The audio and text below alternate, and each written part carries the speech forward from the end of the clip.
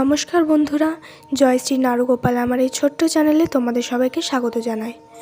বেশ অনেক দিন হয়ে গেল আমার এই চ্যানেলটিতে কোনো লং ভিডিও দেওয়া হয়নি, তাই ভাবলাম ঠাকুরকে তো স্নান করানোই হয়, আর সেই ভিডিওই তোমাদের সাথে শেয়ার করা যাক। তাই সকাল সকাল স্নান সেরে বাড়ির উঠোনে যে ফুল গাছগুলো আছে সেখান থেকে পুজোর জন্য আমি ফুল তুলে নিয়ে আসি।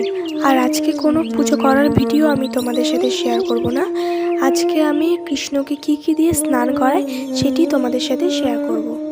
এরপর ফুল তুলে নিয়ে এসে ঠাকুর ঘর পরিষ্কার করে কৃষ্ণকে আমি যেই জিনিসগুলো দিয়ে স্নান করাবো সেগুলো আমি একে একে গুছিয়ে রাখি।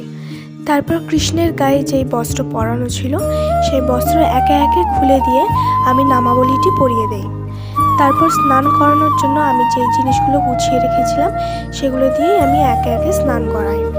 প্রথমে ঘি মধু দিয়ে দেওয়ার পরে কিছুটা তুলসী পাতা দিয়ে আমি দুধ জল দিয়ে ভালো করে স্নান করিয়ে দিই।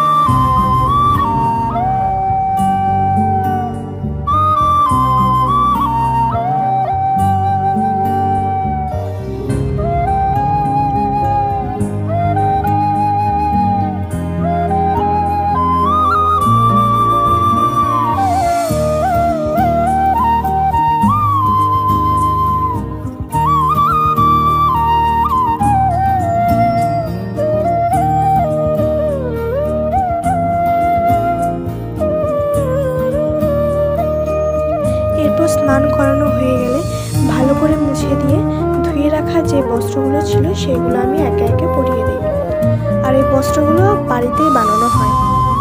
এরপর কৃষ্ণকে সাজানো হয়ে যায়। আজকের মতো ভিডিওটি আমি এখানেই শেষ করছি। যদি ভালো লেগে থাকে তাহলে প্লিজ একটা লাইক, কমেন্ট অ্যান্ড শেয়ার করে দিও। দেখা হচ্ছে পরের ভিডিওতে।